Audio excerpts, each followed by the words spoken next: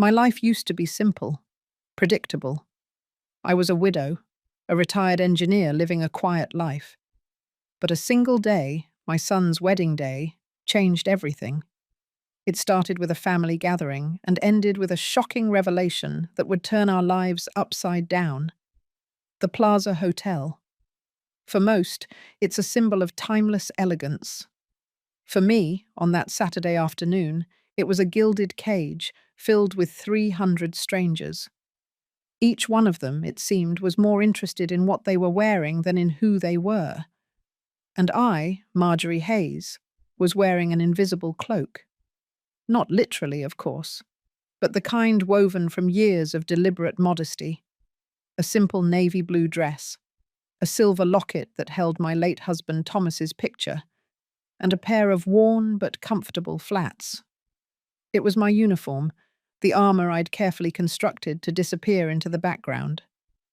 My son, Michael, looked like a prince.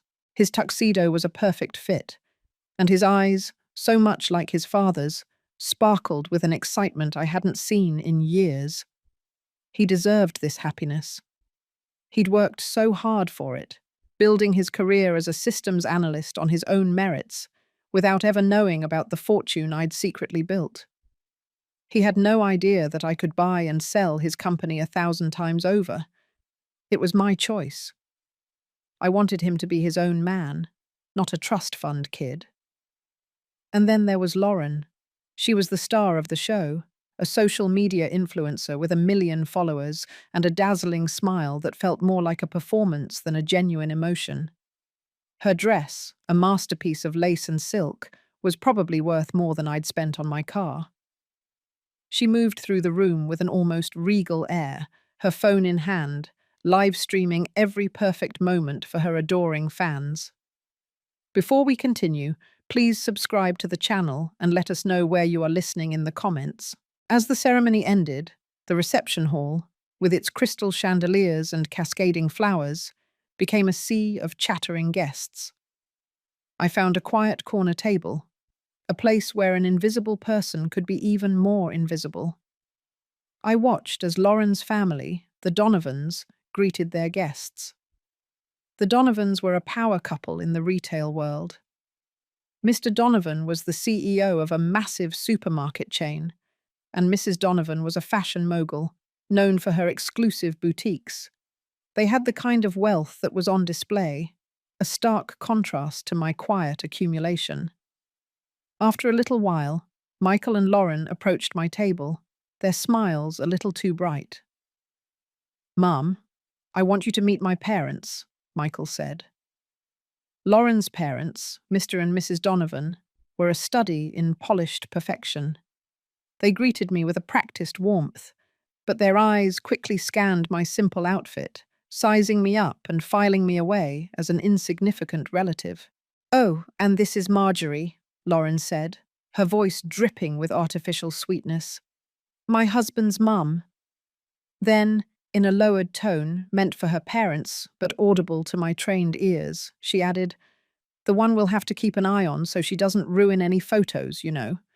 An invisible family embarrassment, our little cash cow who looks like a fat pig." She chuckled, and Mr. and Mrs. Donovan forced polite smiles. The words, though subtle, hit me like a physical blow. The shame I felt for Michael was immense. He stood there, frozen, his face flushed with embarrassment, unable to defend me. For a moment, all I could do was stare at her, the woman my son loved, who had just publicly humiliated me. My jaw tightened, but I held my composure. I had learned a long time ago that true power lies in not reacting, in letting people underestimate you. But the sting of her words, "fat pig," would stay with me. Then, the unimaginable happened as Mr. Donovan's eyes scanned my face again. A look of confusion, then recognition, crossed his features. His smile faltered, replaced by an expression of pure, unadulterated shock. He took a step back, his eyes locked on mine. "Wait a minute," he murmured, his voice barely a whisper. "I know you." He reached into his tuxedo jacket and pulled out his phone, his fingers trembling. He scrolled through his photos, looking for something specific. "I have a picture here. A signing ceremony from 2 years ago. We called you the Phantom because you never showed your face publicly. You were always just a name on the documents.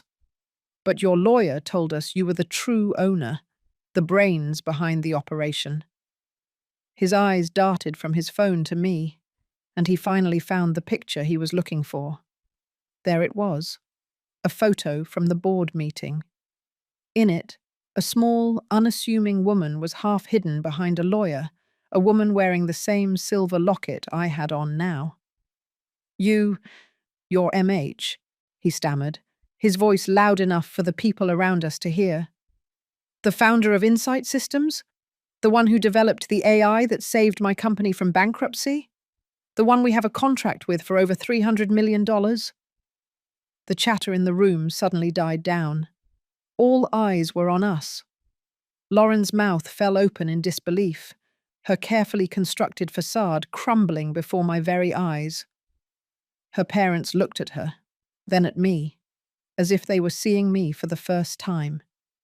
The invisible cloak I had worn for so long had just been ripped away, and I was exposed, not as a fat pig, but as the secret benefactor who held their very livelihoods in the palm of my hand. The quiet life I had so carefully built was over, and the war was just beginning. The ballroom at the plaza felt like a vacuum. Everything went silent.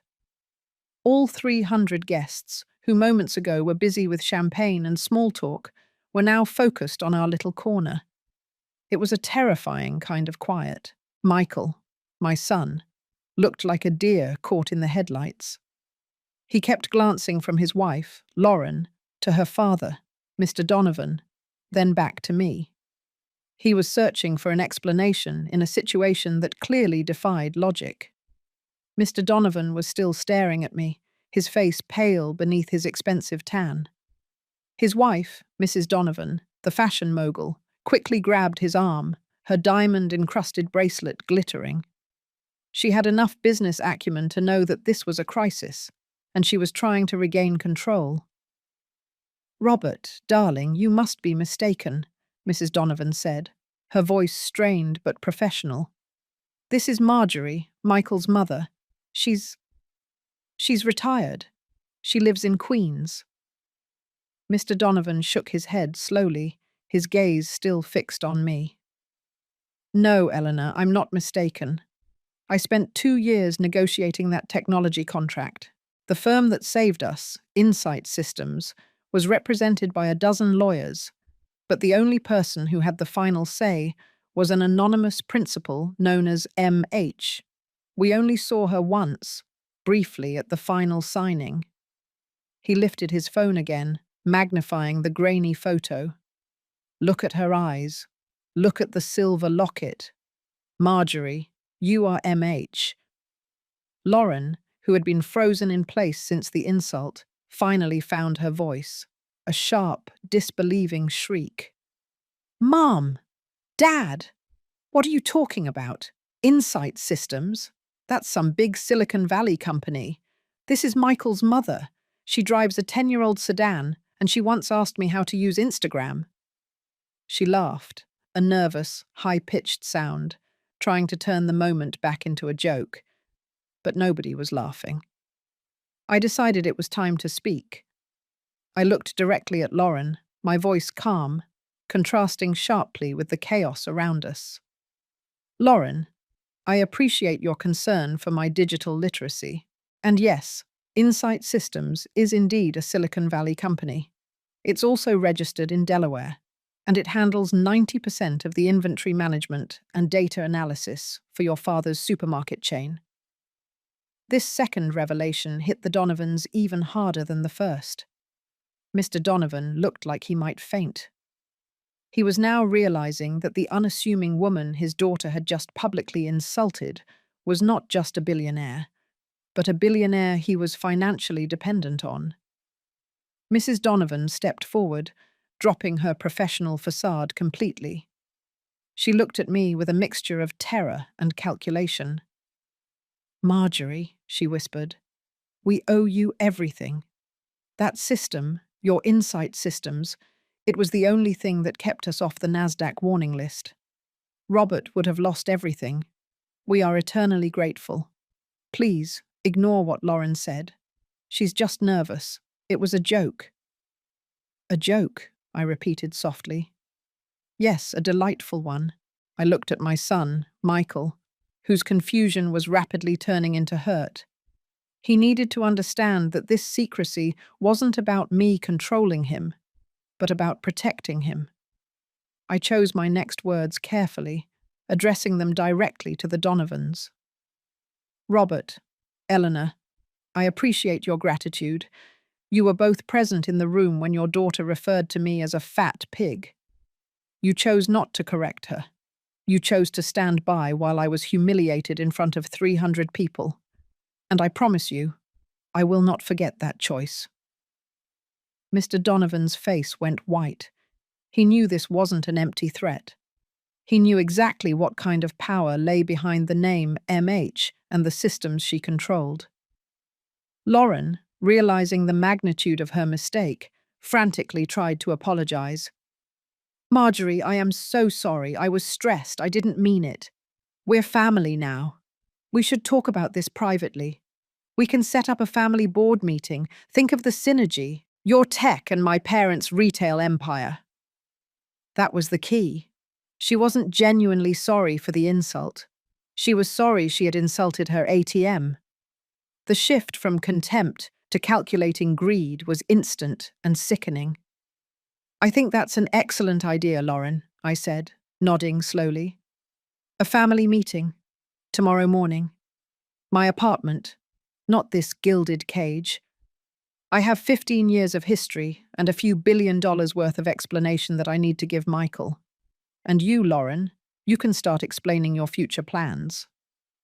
I looked pointedly at her expensive designer watch. "Don't be late." I turned, leaving the Donovans speechless and Lauren sputtering. I walked through the silent ballroom, past the staring guests, and out into the crisp New York air. The invisible cloak was gone, but the power felt exhilarating.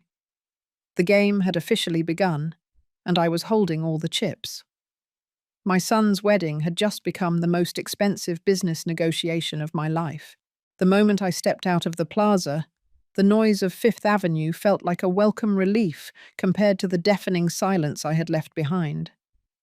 I didn't take a cab. I needed to walk, to feel the cold November air, and collect the pieces of my life that had been scattered across the ballroom floor. My son, Michael, called within 5 minutes. His voice was raw, a mix of panic and utter bewilderment. "Mom, what the hell was that?" he demanded. "Insight systems, $300 million, MH? You have to tell me what's going on." "Not over the phone, sweetheart," I said gently. "Come home. Come to the apartment. We need to talk. Just the two of us. I have 15 years of history to tell you." I knew this conversation would be the hardest part of the entire ordeal. The humiliation from Lauren was temporary, but the breakdown of trust with Michael was something that could scar him forever. My secrecy, intended to protect his independence, had become a betrayal. I arrived back at my cozy, slightly dated apartment in Queens. It was deliberately modest, filled with old books, mismatched furniture, and the lingering scent of Thomas's pipe tobacco. This apartment was the core of my invisibility strategy. No one would look for a billionaire in a place like this. I poured myself a cup of chamomile tea and sat down at my kitchen table, spreading out a few folders I had prepared years ago for this very conversation. I knew this day would eventually come. When Michael arrived, his tuxedo jacket was gone, his tie was loosened, and his eyes were bloodshot. He didn't sit down. He stood in the middle of the living room, hands clenched. "Tell me, Mum," he pleaded. "Did Dad and you actually build a tech company worth $1 billion? Why did you hide it? Why did I spend 10 years grinding away, worrying about rent, when you could have bought my whole building? Sit down, Michael, I said, pointing to the armchair. This story starts 16 years ago, right here. I began with my husband, Thomas. He wasn't just a professor of statistics. He was a genius, obsessed with the chaotic patterns of consumer behavior. We were both engineers, quiet innovators who hated the spotlight. In the early days, while I was working on algorithms for inventory logistics, Thomas was developing the core AI, a revolutionary system that could predict consumer demand with 95% accuracy. It was never just about the money, Michael, I explained. It was about the purity of the data. We hated the ego and the noise of Silicon Valley. We wanted to build something real, something that actually made businesses better, not just flashier. In 2015, after Thomas passed away suddenly, I took the prototype and founded Insight Systems. I named it MH for Marjorie Hayes, but I operated through a complex web of shell companies and trusts, all managed by my most trusted lawyer and accountant. I gave the initial shares to a management team, letting them believe they were the majority owners, while I retained full ownership and intellectual property rights through the parent holding company. By the time your father passed away, Michael, our combined net worth, based on the private valuation of Insight Systems and our other investments, was already $1.2 billion, I confessed. Michael stumbled backward, finally sinking into the chair. He looked physically ill. $1 billion. And I had no idea. You let me struggle. You let me take out student loans. And that was the hardest choice I ever made, I admitted. But the world is full of rich kids who never learned the value of $1. They lack resilience, they lack perspective. If you knew, you would have never built your career on your own talent. You would have been the son of the billionaire, and everyone would have doubted your success. I needed you to be Michael, the systems analyst who earned his place, not the man who was handed a life. I then shifted the conversation to the Donovans. 2 years ago, Mr. Donovan's supermarket chain was facing bankruptcy. Their inventory system was outdated. They were losing hundreds of millions in wasted stock. Insight Systems was the only one that could save them. It was a purely business decision, no emotion involved. They needed me, and I needed a large client. That's how my path crossed theirs. I never met them again until yesterday, when Lauren introduced me as a joke. Michael put his face in his hands. Lauren, she had no idea. Oh, she had an idea, Michael, just not the right one, I corrected him. She knew you were a hard worker, and she knew your father had some sort of small patent money. She saw you as a solid, if unspectacular investment for her influencer lifestyle. But yesterday, when your father recognized me, Lauren's entire equation changed. She didn't see a mother-in-law. She saw $1 trillion opportunity. And trust me, she's already planning how to spend it. I slid the last folder across the table, the one containing the documents for the meeting tomorrow. She's smart, Michael. She's calculated, and she's coming here tomorrow to try and take control of that fortune. And I am going to let her try. Michael looked up, a fierce spark of defiance in his eyes, replacing the confusion. No, Mum. She's not going to get away with this. What do we do? We fight her, Michael, but not her way, I said, a cold resolve settling over me. We fight her with data.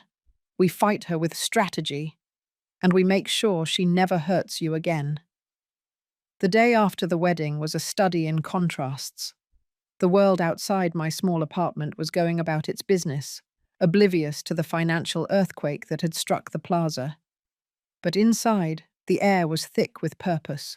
Michael had left shortly after our conversation, promising to return in the morning with Lauren for the family meeting. He needed time, and I needed to work.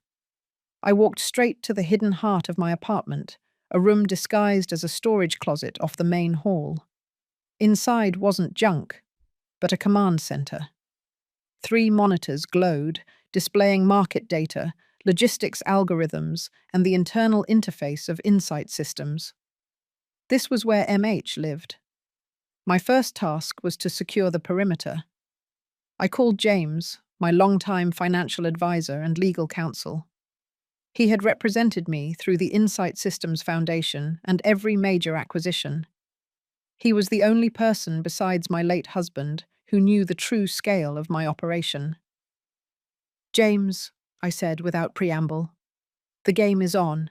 Michael's wife, Lauren, and her family know who I am. They know I run Insight Systems." There was a moment of stunned silence on the other end. "Marjorie, I warned you that keeping that public profile too low was risky. What was the fallout?" I gave him a brief, clinical summary of the wedding incident and the planned meeting. "She's coming here with a financial plan to control my assets. I need you to prepare 2 things. First, a full, detailed financial profile of Lauren, her parents, and every shell company they operate. I need the ugly truth. Second, I need a legal document, a non-disclosure agreement of Herculean proportions, ready for signature." "You want me to pull the curtains back on the Donovans' finances?" James asked. "That will take a deep dive. They are publicly traded. It will be messy." "Messy is fine," I replied. "I want to know how long they have been over-leveraged and how much they rely on their contract with Insight Systems. I need to know where their vulnerabilities lie, the details of her student loans, her credit cards, and every dollar she spent financing that wedding." While James began his work, I turned to my own expertise: data. I didn't need to break any laws. I was the founder and owner of Insight Systems. The system was designed to predict consumer behavior, and it had collected massive amounts of data, all anonymized, of course, on millions of users. However, in the process of setting up the system for the Donovan's supermarket chain, I had created a tiny, proprietary backdoor, accessible only by my master login, that allowed me to view aggregate data patterns for individuals tied to specific company accounts. I logged into the system and ran a comprehensive analysis on Lauren's digital footprint. Since she was an influencer, she made her life very public, but the Insight Systems analysis was terrifyingly intimate. It didn't just show what she bought, it showed why she bought it, her emotional triggers, her financial anxieties, and her long-term goals. What I found confirmed my worst suspicions, but with stunning detail: the influencer trap and private data exposure. Lauren's social media persona was built on aspirational luxury, but the data showed severe financial strain. She was heavily in debt, juggling multiple high-interest credit cards and maintaining her lifestyle through a constant churn of sponsored content. Her parents were bleeding cash, too, desperately trying to keep up their image in the retail sector despite their reliance on my company. But the most damning evidence was a series of encrypted communications I uncovered. Using the system's ability to analyze data packets associated with company email accounts, specifically Mr. Donovan's corporate network, which Lauren occasionally used, I found a pattern of behavior that was clearly unethical and possibly illegal. Lauren wasn't just using her father's company. She was actively selling small, anonymized subsets of customer behavior data to third-party marketing firms without proper authorization. These datasets were highly valuable to other retail competitors. She was essentially capitalizing on her father's company secrets to fund her lavish personal expenses, a slow, toxic drain on the Donovan empire. I printed out the evidence. It was highly technical, filled with timestamps, IP addresses, and specific data transfer logs, but the conclusion was unmistakable. Lauren had violated trust and potentially committed corporate espionage. This wasn't just about money. This was about integrity, something my husband and I valued above all else. Next, I found the final, painful piece of the puzzle. An archived email exchange between Lauren and her college best friend, sent just weeks before she started dating Michael. It was blunt and chilling. "I'm done dating creative types who have no capital," the email read. "I need a husband from an established, honest family. A good boy with a working income and a wealthy mother, even if she's a little unpolished. Once the ring is on, we restructure the assets and I fund my brand. It's an investment, not a romance." I looked at the printout. This was the most powerful weapon in my arsenal. It was the proof Michael needed to understand that his entire marriage was a calculated business move, a hostile takeover attempt disguised as a fairy tale wedding. As the sun began to rise over the Queen's skyline, casting a warm glow on my humble kitchen, I looked at the 3 stacks of evidence. The Donovan's fragility, Lauren's corporate theft, and the final damning email about her motives. I was no longer an invisible widow. I was the keeper of secrets, armed with data and ready to defend my family and the legacy of Insight Systems. I had a few hours left before the meeting. Enough time to shower, change into my most nondescript but impeccably tailored suit, and set the stage for the most important negotiation of my life. I had the facts, I had the power, and tomorrow I would show them exactly what a fat pig could do. The day after the wedding, the air in my modest apartment was heavy with expectation, but I was ready. The meeting was scheduled for 10 o'clock. James, my legal counsel, had arrived early, looking nervous in my small kitchen. He was a man used to glass towers and boardrooms, not worn laminate countertops. "Marjorie, the financial profile is complete," James said, sliding a thin manila folder across the table. "And it's worse than I thought. The Donovans are leveraged to the hilt. Their supermarket chain's profitability hinges entirely on Insight Systems' efficiency. If they lose your contract, they lose everything within 6 months. As for Lauren, her debt is staggering, mostly high-interest lines of credit to fund her influencer lifestyle. She's desperate." "Good," I said, not smiling. "Desperate people make predictable mistakes. But Marjorie," James continued, his brow furrowed, "we also have an issue. Lauren didn't just contact marketing firms. She attempted to secure private investigative services to dig into your personal life right after the wedding. We blocked the attempts, but she's clearly going for full scorched earth tactics." "Perfect," I said, handing him a flash drive. "Then let's give her something worth investigating." I brought James up to speed on the data I had uncovered: Lauren's corporate espionage, her personal debt profile, and the damning email to her friend. James's eyes widened as he read the email. "It's an investment, not a romance," he quoted, shaking his head. "That's gold. With this, Michael has immediate grounds for annulment based on fraud, but you have the power to destroy her credibility forever." "That's the goal," I confirmed. "But the destruction must serve a purpose: Michael's freedom. We are not interested in public warfare unless absolutely necessary." Right on schedule, a loud knock rattled my door. I opened it to find Michael and Lauren standing on the threshold. Michael looked somber and anxious. Lauren, however, had completely restyled herself. She was wearing a chic, expensive business suit, her hair pulled back into a perfect power ponytail. She carried a sleek leather portfolio, radiating an aura of calculated professionalism. Her wedding day contempt had been replaced by avarice. "Marjorie, thank you for inviting us," Lauren said, sweeping past me into the living room as if she owned the place.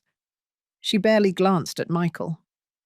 "We have so much to discuss now that we're officially family. Michael and I stayed up all night drawing up some ideas for the future of the Hayes-Donovan financial relationship." She pulled out a chair and sat down directly across from me at the kitchen table. Michael sat beside her, looking small and miserable. James stood quietly near the entrance to the hidden room, a silent witness. "Let's dispense with the pleasantries, Marjorie," Lauren began, laying her portfolio flat on the table. Her voice was now sharp, like a corporate raider. "Yesterday was an unfortunate miscommunication. I apologize if my choice of words was inappropriate. But now that we know you are MH, we need to move forward strategically. The money needs proper structure." She slid a document toward me. It was titled The Hayes Family Legacy Trust, a proposal for generational wealth management. "I've drawn up this preliminary draft," she continued, gesturing confidently. "I suggest we consolidate the assets of Insight Systems, which, by the way, I think needs a massive social media overhaul, into this trust. We can start with a modest $50 million initial contribution from your capital, establishing the trust's credibility. The board will be composed of 3 trustees, you, Michael, and myself." I leaned back, steepled my fingers, and let her talk. I watched the practiced shine in her eyes, the way she used corporate jargon, consolidate, generational wealth, synergy, to mask her naked greed. As a Wharton alum with a strong background in brand development and marketing strategy, I am the natural choice for the chairman of the Trust's investment committee, Lauren stated proudly. "Michael can serve as the chief technology liaison, of course. This structure protects the assets, minimizes liability, and allows for much-needed transparency." The word transparency from her lips was utterly galling. "And what about my privacy, Lauren?" I asked, my voice calm, almost meditative. "I've spent 15 years carefully cultivating the persona of a simple widow. Your plan involves moving $50 million of my capital into a public-facing trust with you at the helm. How does that protect my privacy?" "It doesn't, Marjorie, and that's the point," she replied, her smile widening into a triumphant, shark-like grin. "The invisibility phase is over. It's time to monetize your story. Think of the content opportunities. We can launch a whole series, The Billionaire Grandmother Who Went Undercover. The endorsements alone could be worth hundreds of millions. It's a complete win-win." She looked at Michael for confirmation, but he only stared blankly at the table. I slowly picked up her proposal. I didn't open it. I simply held the smooth leather portfolio, feeling the weight of her deceit. "This is a very ambitious proposal, Lauren," I said. "It's well presented, well researched, and completely unacceptable." Lauren's smile faltered slightly. "Unacceptable? Marjorie, this is a legal and financial safeguard. You can't just let $1 billion sit untouched and unmanaged." "Oh, I manage it just fine," I countered. "But before we discuss the management of $1 billion, I think we should discuss the management of your marriage, specifically the exact motivation behind it." I placed the portfolio back down and looked her straight in the eye. The time for polite business talk was over. The counterattack had begun. "Before we discuss the management of $1 billion, I think we should discuss the management of your marriage, specifically the exact motivation behind it." The silence that followed was so profound it felt like the whole apartment was holding its breath. Lauren's confident, predatory smile evaporated instantly, replaced by a look of sheer cold panic. She glanced at Michael, who was staring at the table, then back at me. "I don't know what you mean, Marjorie," Lauren finally managed, her voice losing its corporate polish and regaining its harsh, defensive edge. "I love Michael, we just got married. My motivation is familial, not financial." "Familial," I repeated, picking up the stack of printouts I had prepared earlier. It was time to switch from defense to full-scale offense. "Lauren, let's be transparent, since that's a word you enjoy using. Your plan to control the trust is, in fact, secondary to the simple truth that you married Michael as a financial Hail Mary." I slid the first document across the table. It was a dense, 20-page financial and behavioral analytics report generated by Insight Systems. The title itself was a quiet threat. "This is a proprietary analysis compiled over the last 48 hours," I explained calmly. "It details the Donovans' current financial exposure, your individual debt profile, and your recent attempts to secure a settlement from my estate. Your current debt stands at approximately $850,000, mostly from high-interest lines of credit open to finance your lavish wedding and your personal brand.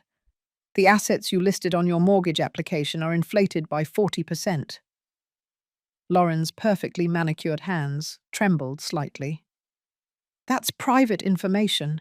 You can't just access that. That's illegal." "Illegal?" I raised an eyebrow. "It's data analysis, Lauren. You made your life a public performance.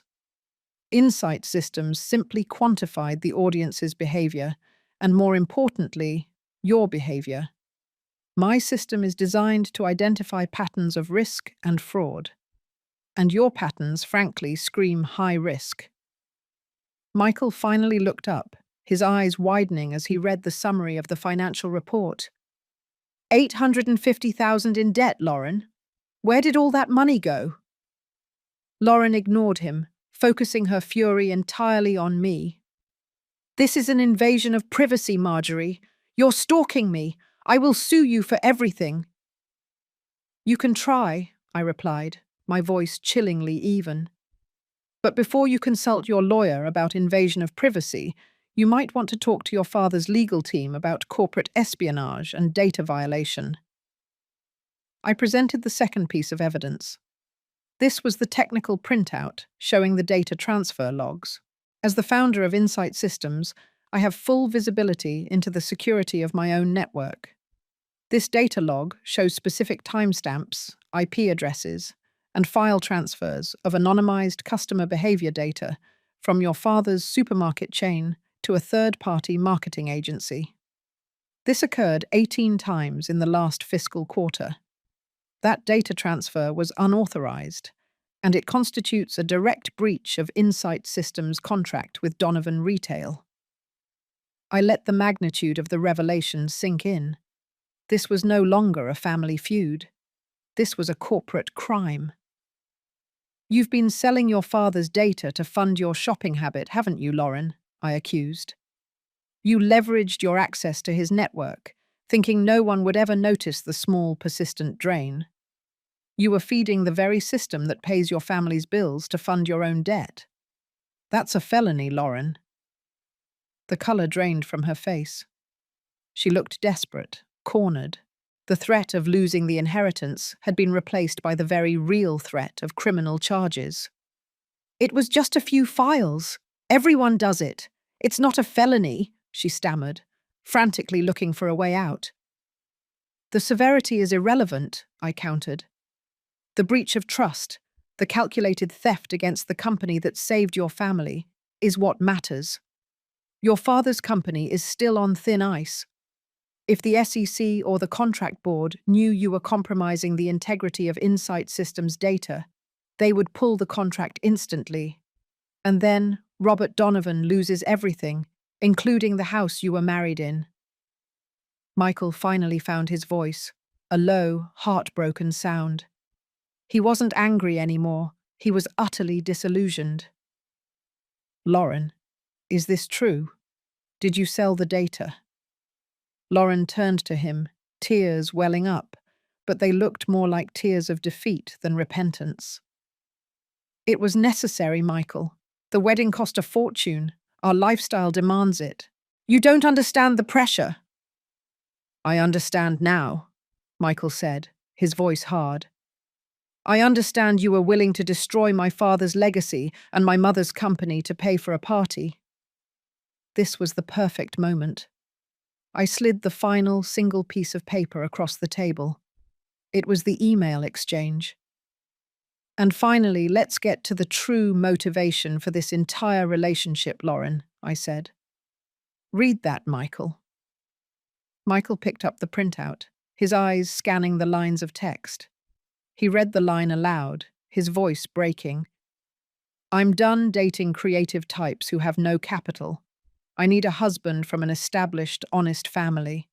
A good boy with a working income and a wealthy mother.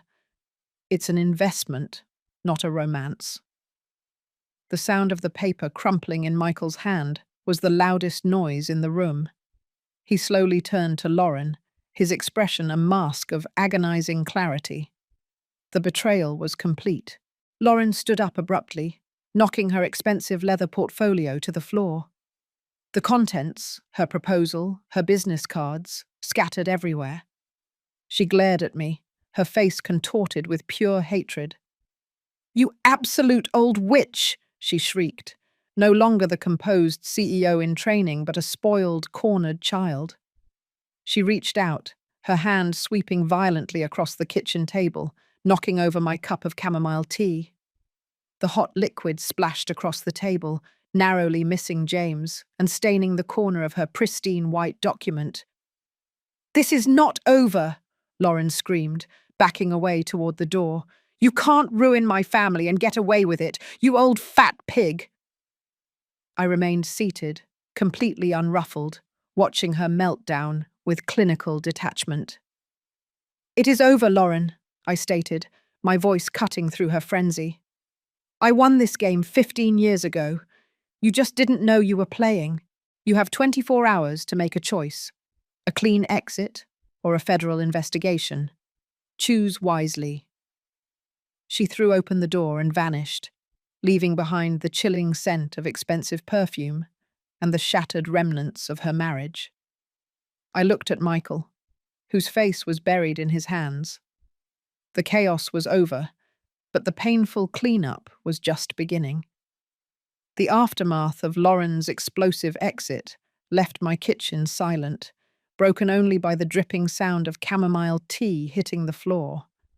James, my lawyer, was already moving to contain the situation. "Michael, you need to go into the other room," James said, his voice firm but compassionate. "Marjorie and I have a crucial call to make right now. We need to secure the assets and prepare for the legal fallout." Michael, still shell-shocked, looked up, his eyes meeting mine. His confusion was gone, replaced by a deep, heartbreaking sorrow. "Mom, I'm so sorry," he whispered. "I didn't see it. I didn't see any of it." "I know, sweetheart," I replied, my voice softening slightly. "But you see it now. Go clear your head. We have a battle to fight, and I need you focused." He nodded slowly and retreated to the living room. James immediately pulled out his phone and made a call, speaking in hushed, urgent tones. Meanwhile, I walked back to my command center, the hidden room, and sat down at the console. The counteroffensive begins. This was the moment of peak vulnerability for Lauren and the Donovans. Lauren had lost her composure and had tipped her hand. Now, I needed to show them the true consequence of crossing MH. My first call was not to a lawyer, but to the Chief Operating Officer of Insight Systems, a brilliant woman named Charlotte.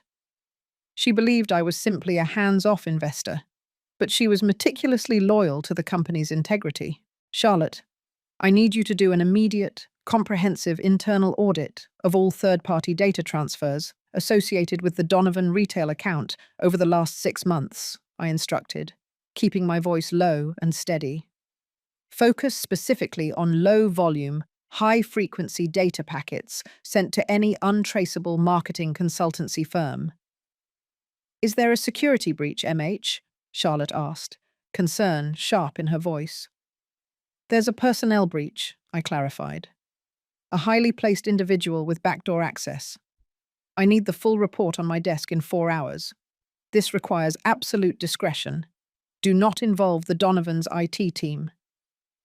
This move was a calculated risk. By using Insight Systems' official channels, I was turning Lauren's minor ethical violation into a major corporate liability that directly threatened the Donovans' contract. This wasn't just about revealing her deceit. It was about dismantling her entire family's financial foundation. Next, I addressed the financial documents James had provided. The Donovans were leveraged heavily against their public assets, but their private finances were more fragile. Their largest vulnerability was a $15 million bridge loan they had secured 3 months ago to maintain the appearance of liquidity during the wedding expenses and an ongoing legal dispute. This loan was due in 10 days, and I knew they had no way to cover it. I instructed James to contact the bank holding the loan. "I want you to subtly inquire about acquiring that debt, James. Make it look like a quiet investment firm is interested in their portfolio risk, nothing personal. If we buy that debt, we control their immediate future." James looked at me, impressed. "Marjorie, that's ruthless. You'd essentially become their primary creditor. They would be entirely at your mercy."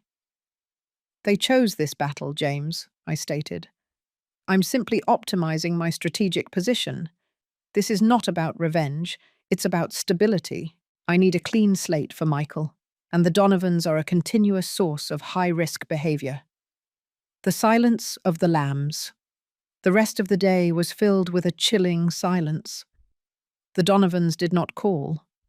Lauren did not call. They were likely in crisis mode, hiring their own high-powered legal team and trying desperately to figure out the extent of my knowledge. They were scrambling to check the Insight Systems contract, trying to find a loophole, an escape hatch. There were none. The contracts Thomas and I drafted were ironclad, prioritizing data integrity above all else. Meanwhile, Michael was slowly processing the wreckage of his marriage. He came back into the kitchen, his face pale, but his mind sharp. "Mum, the email, it explains everything," he said, leaning against the counter. "She never loved me. It was all transactional. The wedding, the friends, the social media facade. It was all a budget line item." "I'm so sorry, Michael," I said truthfully. "But you need to be angry now, not sad. Anger is fuel. Sadness is quicksand. We need to focus on getting you a quick, clean annulment, not a messy divorce. That email is our leverage." "What about her parents?" Michael asked, a new steel in his voice. "They watched her insult you. They saw the whole thing." "They are already facing the consequences of their choices," I replied, looking at my monitor, where the Insight Systems internal audit report had just been uploaded. The data breach was confirmed, complete with hard proof linking the transfers to Lauren's home network address. "Now, Michael, we move to the final stage of the counteroffensive," I announced, printing the final documents. "We offer them a golden parachute, a very expensive one, but with an ironclad lock." The stage was set for the final showdown. The Donovans would be forced to meet, not in the glamour of the plaza, but in the sterile, unyielding environment of a legal boardroom, where my data and my cash would speak louder than all their inherited prestige. The goal was no longer to win the argument. It was to buy peace and freedom for my son at any cost. The final showdown took place not at my cozy apartment, but in a large, impersonal conference room in James Sullivan's law office in Midtown Manhattan. The sterile environment was deliberate. It lacked the glamour of the plaza and the comfort of home, stripping the Donovans of their social shields and forcing them into a brutal reality check. The meeting began at 3:00. On my side of the long mahogany table sat James and Michael. Michael was quiet, wearing a serious expression that showed the extent of his transformation from a hopeful groom to a disillusioned husband. Across from us sat Lauren, looking impeccably dressed but noticeably strained, and her parents, Robert and Eleanor Donovan. With them was their corporate litigation lawyer, Mr. Stern, a man whose reputation for aggression preceded him. Mr. Stern immediately tried to seize control of the narrative. "Mrs. Hayes," he began, his voice gravelly and condescending, "let's address this absurd situation. My clients are prepared to offer a private settlement regarding the unfortunate public incident at the wedding. However, we must stress that your actions, namely the unauthorized surveillance of private financial matters and corporate data, constitute a massive breach of ethics and potential legal malpractice. James leaned forward, his demeanor calm and unhurried. Mr. Stern, your claim of unauthorized surveillance is noted. My client, as the founder and owner of Insight Systems, has full authority to conduct internal security audits regarding potential breaches of data integrity, and your client, Lauren, is the source of that breach. Robert Donovan, Lauren's father, finally spoke, his voice trembling with a mixture of fear and entitlement. Marjorie, we are family now. We should not be fighting this way. My company is struggling, and we need the Insight Systems contract. Surely, as a family member, you won't compromise our livelihood over a few misplaced words. A few misplaced words, Robert? I asked, my voice cutting through the tension. Your daughter referred to me as a fat pig in front of 300 people, then used your company's resources to steal data to fund her personal debts. That is not a misplaced word. That is a hostile act of corporate and personal fraud. I paused, then pushed a folder filled with dense reports across the table toward Stern. Mr. Stern, I advise you to review the contents of this folder. It contains irrefutable evidence. The data transfer logs from Lauren's private IP address to an unauthorized third party, the personal email detailing her purely transactional marriage to my son, and a complete financial profile of the Donovan family's over-leveraged position. Lauren snatched the email printout from the folder, reading the words aloud. When she finished, she looked up, her face a mask of fury. This is tampering. This is why you stayed invisible. You are a coward, hiding your money just to manipulate people. You wanted to destroy my family. No, Lauren, I corrected her, maintaining direct eye contact. I didn't want to destroy your family. I wanted to prevent you from destroying mine. And the evidence in that folder proves beyond a shadow of a doubt that your entire marriage was a planned financial acquisition. That, in the eyes of the law, constitutes marital fraud. The word fraud landed like a thunderclap. Mr. Stern's aggressive posture instantly crumbled. He knew that the email alone provided Michael with a solid case for annulment, protecting Michael's assets and destroying any chance Lauren had of a settlement. But the data breach was far worse for the Donovans. James seized the opening. Given the irrefutable evidence of corporate data violation and marital fraud, my client is in a unique position. She can pursue criminal charges against Lauren for the data breach, which would result in an immediate termination of the Insight Systems contract with Donovan Retail, triggering a full financial collapse of the Donovan family within weeks. Eleanor Donovan finally broke. The elegant fashion mogul began to sob silently, realizing the house of cards they lived in was about to fall. We have a counter-proposal, however, I announced, pushing a new document, bound in heavy black leather, toward Mr. Stern. It was my final offer, a calculated blend of mercy and absolute control. I am offering a golden parachute, I stated clearly. A one-time, non-negotiable payment of $6 million. The entire room gasped.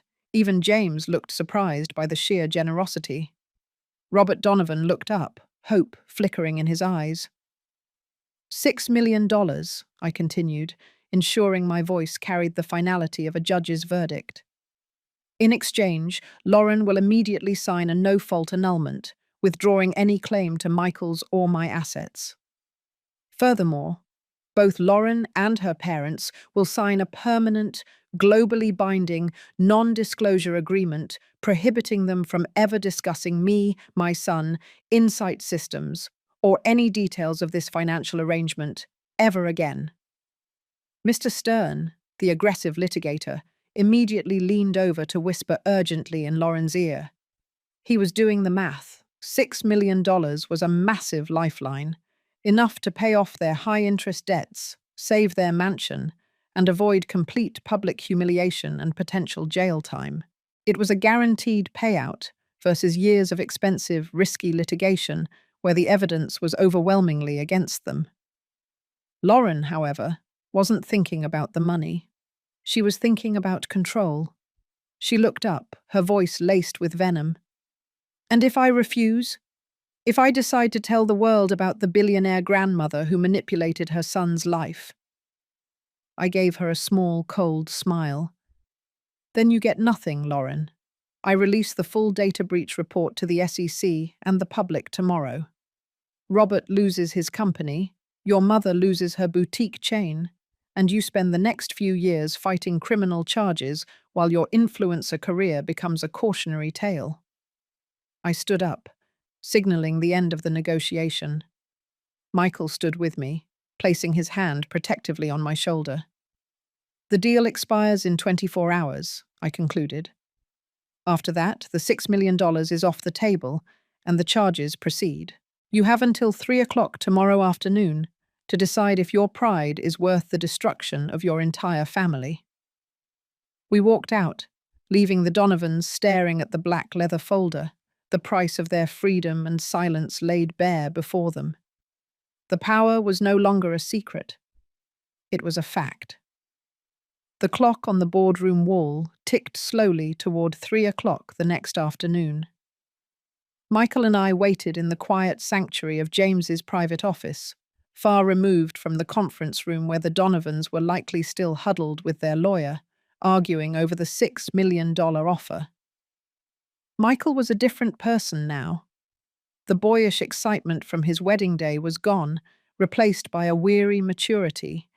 He wasn't grieving the loss of a wife. He was grieving the loss of an illusion. "She'll take the money, Mum," Michael said, staring out at the city skyline. "Lauren always chooses the path of least resistance when it comes to effort, and $6 million is a lot less effort than a decade of litigation." "Possibly," I conceded. "But this isn't about the money for them now. It's about Robert's pride and Lauren's entitlement. She views this as extortion, not a lifeline. She wants control over the narrative, something our NDA prohibits." The silence that followed was filled with my own private worries. My move had been strategic, but also deeply personal. I had intentionally weaponized my transparency to protect my son. But I knew that power always carries a cost. Michael now knew the full extent of my secrecy, and while he understood the why, the wound of the betrayal was still raw. "Why didn't you tell me, Mum?" Michael asked, turning to face me. It wasn't an accusation, just a simple, broken question. "After Dad died, why keep the secret for 5 more years?" "Because of Thomas," I replied, using my husband's name to anchor the emotion. "When he and I made that first 40 million, we saw what money did to people. They stopped listening to us, started treating us like cash registers. We saw friends lose their drive. Thomas made me promise to let you grow up normal, to earn your way. After he died, the business grew beyond anything we imagined, but the promise felt more important than ever.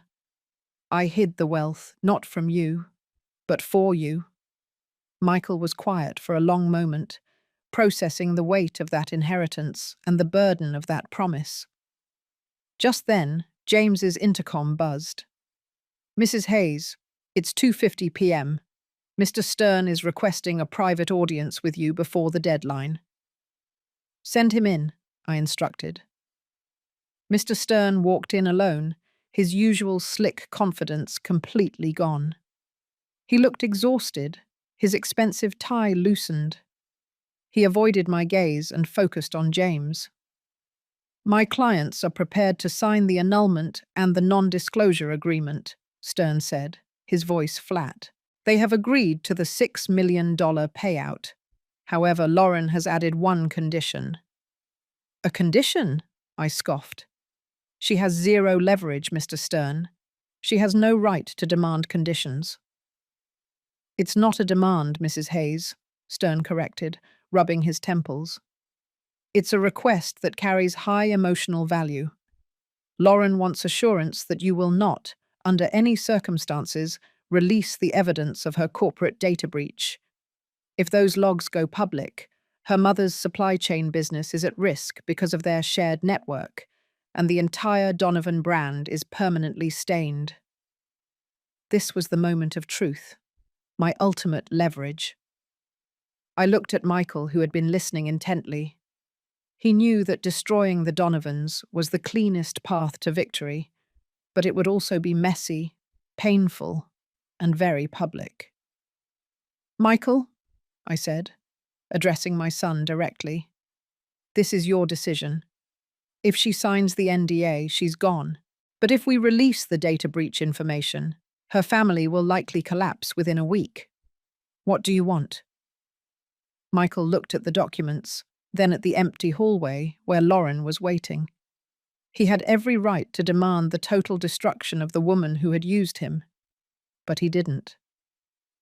Mum, the marriage was a lie, Michael said, his voice resolute. That's what matters. I want her out of my life, completely and forever. But I don't want their financial ruin on my conscience. I want a clean break, not a bloodbath. Let them keep the $6 million and their secret. They can't hurt us if they can't talk about us. I nodded, satisfied. This was the ethical decision Thomas would have been proud of. The revenge was complete the moment Michael chose his integrity over spite. I turned back to Stern. We agree to the condition. The corporate espionage evidence will remain sealed, provided every signature on the NDA is verified by a notary by 3:00 p.m. precisely. The $6 million will be wired instantly upon receipt of the final signed documents. Stern let out a shaky breath. Thank you, Mrs. Hayes. You have just saved them from total collapse. I haven't saved them, Mr. Stern, I corrected him. I've bought my son's freedom, and I've given the Donovans the most expensive life lesson they will ever receive. The minutes dragged by until 2:58 p.m., when James received the final confirmation. The documents were signed, notarized, and legally binding. The $6 million were transferred instantly, a transaction I approved with a simple tap on my encrypted phone. It's done, Michael, I said, turning to my son. It's over. Michael simply nodded, a huge weight lifting from his shoulders. He was free, but he was also deeply wounded. The emotional battlefield had cleared, but the healing had just begun. I knew the physical separation was easy. The psychological recovery would take much longer. I had protected his finances, but now I had to focus on protecting his heart. The next chapter of my life, the one I had tried to postpone for 15 years, was finally here.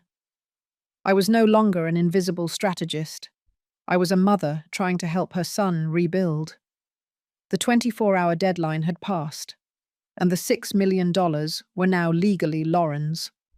With that transaction, she vanished.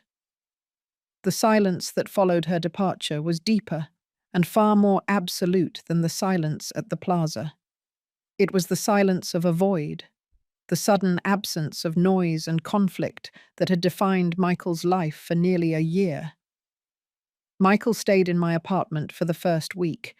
He didn't want to go back to the luxurious downtown condo he had shared with Lauren. Every object there, every piece of art, every memory, was tainted by the knowledge that it had been part of a financial calculation. He needed the simplicity of my quiet Queen's apartment, the familiar scent of old wood, and the ghost of his father's presence, to ground himself. The immediate fallout was surprisingly contained, thanks to the ironclad NDAs.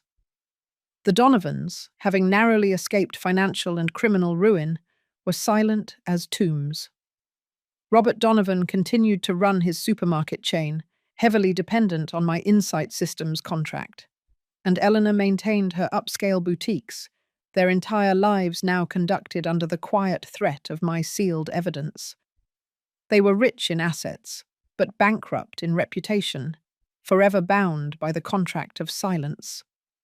The only public consequence was the sudden no-fault annulment of Michael's marriage, announced with a terse, one-sentence statement.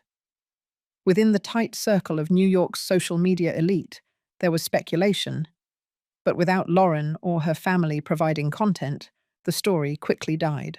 The ultimate revenge, I realized, was not destruction, but forced insignificance. Lauren, the influencer, could no longer influence the only story that mattered. My focus shifted entirely to Michael. The wounds he carried were not financial. They were psychological. He wasn't angry anymore. He was numb. He struggled with the simple task of trusting his own judgment, constantly second-guessing every choice he had made in the last year. "How could I not see it, Mom?" he would ask, his voice hollow as he stared at the skyline. "I am a systems analyst. I find fraud in code, but I couldn't see it when it was right next to me, sleeping in my bed." "You didn't see it because you were operating with integrity, Michael," I explained gently. "You were looking for love, and she was looking for leverage. Data is objective, but the human heart is not. You are not a failure, sweetheart. You were a victim of a highly calculated scam, and now you're a survivor." To aid his recovery, I began to subtly integrate him into the world of insight systems, not as the billionaire heir, but as the capable systems analyst he was. I brought him into my hidden command center, showing him the glow of the monitors and the complex algorithms that ran the company. I explained how his father's brilliance had been used to build this empire. "This is your father's legacy, Michael," I said, pointing to the scrolling lines of code. "This is real integrity. This is the opposite of the life Lauren lived. She traded integrity for influence. We trade influence for integrity." I gave him a specific confidential project, analyzing the security vulnerabilities of third-party vendors for insight systems. It was challenging, required absolute focus, and gave him a sense of purpose that his old job no longer provided. He dove into the data, finding comfort in the objective truths of numbers and logic.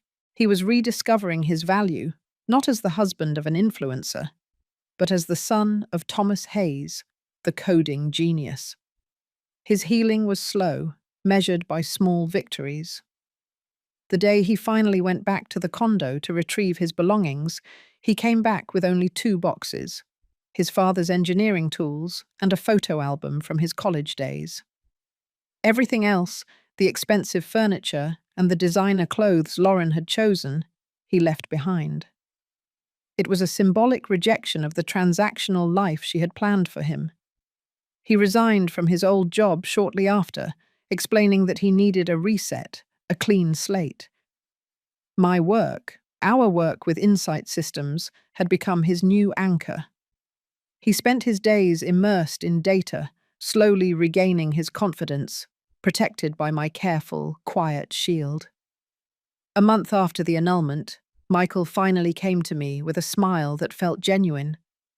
"Mum, I've been looking at the foundation model we discussed before all this happened, the one Dad and you planned."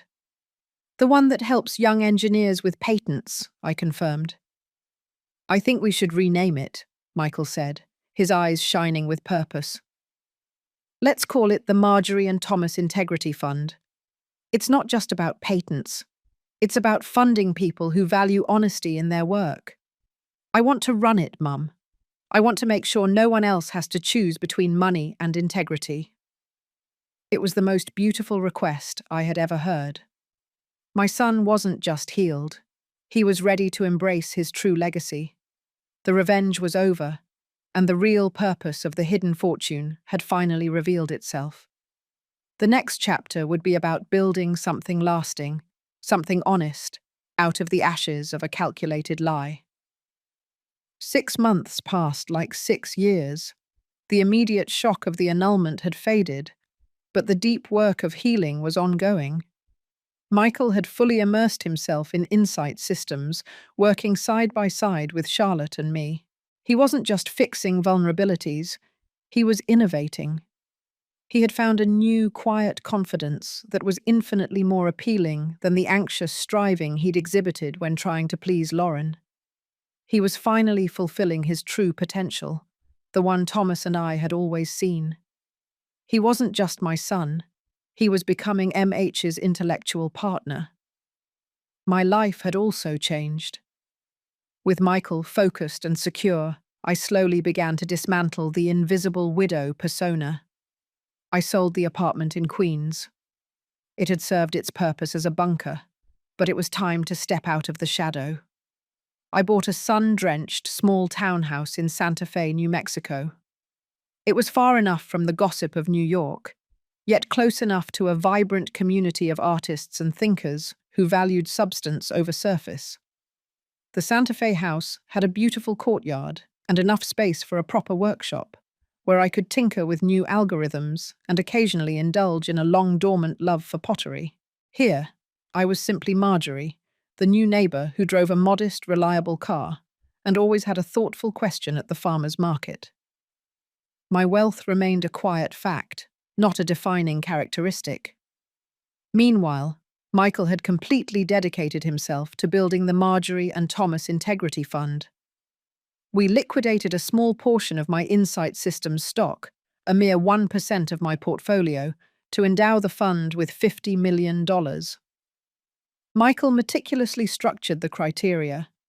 Grants were awarded only to young entrepreneurs from underprivileged backgrounds, whose patent applications demonstrated both ingenuity and a commitment to ethical data use.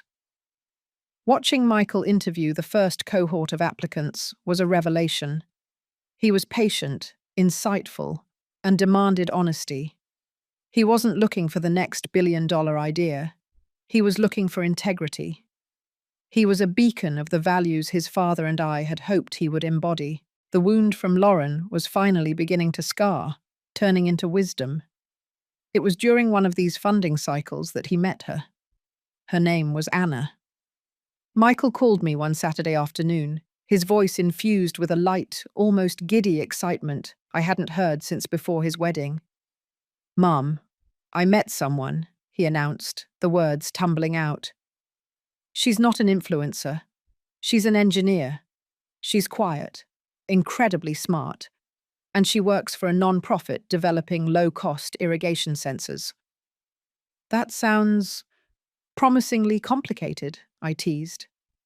"How do you know she isn't interested in the family fortune?" "Because she thinks I'm still the systems analyst who lives in a decent but unremarkable condo," Michael replied, a rich laugh finally returning to his voice. "She saw the pictures of the Queen's apartment when she visited, and she said, 'Wow, your mum has her priorities straight. A sensible home and a great pottery studio.' She didn't look up the property value. She looked at the pottery wheel." That was the key. Anna saw Marjorie, the person, not MH, the entity. I insisted on meeting her immediately. A week later, Michael drove to Santa Fe. Anna was exactly as he described, unassuming, warm, and possessing a sharp, focused intellect. She wore practical clothes, her hands bore faint stains from tinkering with soil sensors, and she spoke with genuine passion about her work. When Michael introduced us, Anna didn't gush about the townhouse or attempt to make a social connection. She looked at me, her eyes crinkling with a genuine smile. "It's such an honor to meet you, Marjorie," Anna said, hugging me warmly. "Michael has told me so much about the Integrity Fund. It's truly changing lives. Now I see where he gets his quiet resilience. He said you taught him that the best code is the honest code." In that moment, standing in my sunlit Santa Fe courtyard, I felt a sense of peace I hadn't known since Thomas died. Anna wasn't trying to exploit Michael's future. She was admiring his past. She saw the values he inherited, not the money he might possess. Michael was safe. The painful, calculated revenge had served its ultimate purpose. It hadn't just removed a parasite. It had stripped away Michael's illusions, forcing him to rebuild his life on the bedrock of truth and integrity. The Donovans, I knew, were still living their gilded, miserable life in New York, forever silenced by the threat of exposure, chained to the $6 million they couldn't publicly acknowledge. But their shadow no longer touched Michael. He was free, genuinely happy, and ready to embrace the next phase of his life with a partner who loved the man, not the myth.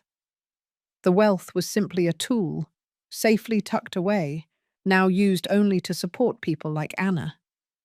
My son had found his way back home, and in doing so, he had brought me back to myself. I was ready for the final chapter, one where the only drama was the daily choice of which clay to use for my next piece of pottery. The quiet of Santa Fe was a balm. 1 year after the chaotic, high-stakes confrontation in that midtown law office, my life had settled into a rhythm dictated by the sun and the schedule of my pottery kiln. My 1.2 billion fortune still existed, safely managed by insight systems, but it no longer governed my every move. It was simply the engine that powered the Marjorie and Thomas Integrity Fund, now Michael's passion project. Michael and Anna were doing beautifully. They were planning a quiet, intimate wedding. No chandeliers, no 300 guests, just a backyard ceremony focused on commitment, not display. Anna had become the daughter I never had, sharing my love for pragmatic engineering and my quiet disdain for pretense. She was the final, sweetest victory. The ultimate measure of my success, however, was not the love Michael found, but the peace I felt regarding the Donovans. Revenge, when executed, often leaves the avenger feeling empty. But my plan had been different. It was designed for self-preservation, not external destruction. One rainy Tuesday, I received an encrypted, untraceable email forwarded by James. It was an anonymous news clipping from a small business journal in New York. Robert Donovan had stepped down as CEO of his supermarket chain, citing health reasons. The article hinted at financial restructuring and a complete internal audit focused on data integrity. I knew exactly what that meant. The $6 million had been a temporary solution, but the fundamental flaws in their character and business model remained. Robert was finally facing the consequences of his recklessness, forced to address the ethical issues I had silently exposed. He hadn't been ruined by me, but by the weight of his own actions. A week later, a strange thing happened. I received a small, heavy package via certified mail, addressed simply to Marjorie H. Inside was an antique silver locket, very similar to my own, and a small, handwritten note. The note was from Eleanor Donovan, the fashion mogul. It was brief and profoundly human, without any corporate jargon or hint of malice. "Marjorie," it began, "you were right. The life we were living was a lie. Robert lost the CEO title, but he's finally honest. He's teaching at a community college now. He said your system showed him the real numbers of his business and his soul. As for me, I sold the boutiques. I'm doing volunteer work, mentoring young designers. I look at every piece of data now, not for profit, but for truth. The $6 million is gone, but we have something real for the first time. I am sorry for my silence at the wedding. Forgive me." There was no return address, no request for a favor, just a simple plea for forgiveness, anchored by the unexpected sight of the antique locket, a symbol of humility. I looked at the locket, turning it over in my palm. The public humiliation, the high-stakes legal warfare, the massive secrecy, it all led to this moment. The real purpose of the hidden fortune wasn't to punish the wicked, but to provide a path for grace, even for those who seemed undeserving. My justice had brought them face to face with their truth, and they had finally accepted the reckoning. It wasn't a Hollywood ending, but it was far better. It was healing. I put the locket away. I never wrote back. The communication was complete. Our lives were separate, but no longer defined by conflict. The distance was safe, and the forgiveness was implied in the freedom they now held. The following summer, Michael and Anna married in my Santa Fe courtyard. It was small, filled with genuine laughter, and the only guests of high financial stature were my lawyer James and my COO Charlotte. The day was everything I had ever hoped for my son: authentic, simple, and honest. As I watched Michael exchange vows, the phrase "fat pig" felt like a distant, absurd memory. I finally understood that invisibility had been my shield, but authenticity was my true strength. I was no longer afraid of being seen, because my identity was built on principles, not stock options. The final sweet victory was not the $6 million, but the fact that my son had escaped the gilded cage and found his own integrity. The legacy of MH wasn't the $1 billion. It was the honest, loving man Michael had become. Thank you for listening to Marjorie's journey. Her story is a deep dive into betrayal, revenge, and the surprising power of choosing integrity over vengeance. If you found yourself rooting for Marjorie, or if this story resonated with your own experiences of being underestimated, please let us know. If you had possessed Marjorie's power, would you have chosen to completely destroy the Donovans? Or would you have offered them the $6 million lifeline, trusting that justice could also be a form of quiet mercy? Share your thoughts in the comments below. We love hearing your perspective on these complex issues.